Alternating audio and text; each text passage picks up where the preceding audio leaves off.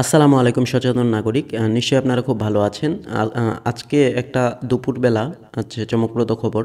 সেটা হচ্ছে যে ওয়াকারুজ্জামান সাহেব সেনাবাহিনীর প্রধান উনি হচ্ছে রাওয়া কনভেনশন হলে একটা বক্তৃতা দিয়েছেন, বিবৃতি দিয়েছেন সাংবাদিকতার প্রশ্নে প্রশ্নোত্তর পর্বে। তো প্রশ্নগুলো এরকম ছিল যে উনি যে বক্তৃতাটা দিয়েছেন সেটা এরকম যে আপনারা নিজেদের মধ্যে কাদা কাদা ছড়াছড়ি করবেন না, এবং নিজেদের মধ্যে কাদা ছড়াছড়ি করলে দেশের স্বাধীনতা বিপন্ন হবে।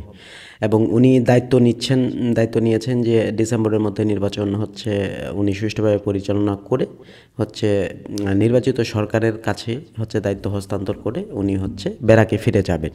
উনি খুব ভালো কথা বলেছেন, অনেক কথাই বলেছেন যে নিজেদের মধ্যে হানাহানিতে লিপ্ত হলে হচ্ছে অপরাধীরা দুষ্ট লোকেরা কিন্তু বিভিন্ন রকমের অপরাধ সংগঠিত করছে। সো নিজেদের মধ্যে হানাহানি হতে উনি বিরত থাকতে বলেছেন, যেটা খুব ভালো কথা। এবং উনি অনেক ভালো কথাই বলেছেন। এদের মধ্যে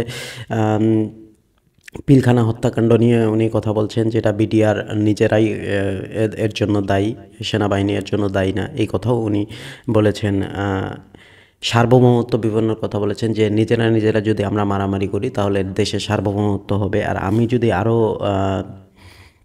বলি ওনার কথা, উনি বলেছে আমার কোনো আকাঙ্ক্ষা নেই, এবং উনি বলেছেন যে আমার নিজের কোনো আকাঙ্ক্ষা নেই, মানে ওনার নিজের কোনো আকাঙ্ক্ষা নেই, ওনার একটা আকাঙ্ক্ষা দেশ ও জাতিকে একটা সুন্দর জায়গায় রেখে সেনানিবাসে উনি ফেরত যেতে চান।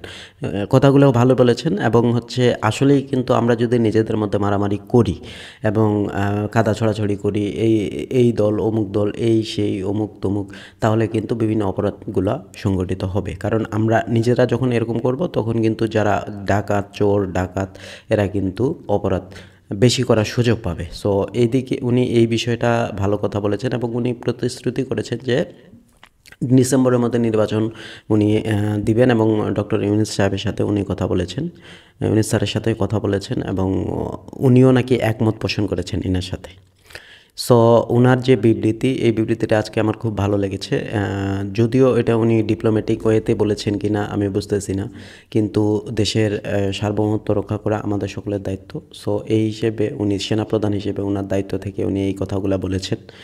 সো আমি আশা করি উনার এই কথার উপরে উনি ব্যক্ত থাকবেন, এবং হচ্ছে বর্তমান যে সরকার আছে ওনাকে যথেষ্ট সহযোগিতা, একে অপরের সহযোগিতা করে দেশকে এগিয়ে নিয়ে যাবে। সো দেখা হবে পরবর্তী ভিডিওতে। আপনার কমেন্টস কিন্তু জানাবেন দর্শক, আপনার কমেন্টস অবশ্যই জানাবেন এই বিষয়ে। আর দেখা হবে পরবর্তী ভিডিওতে। ভালো থাকবেন। আসসালামু আলাইকুম।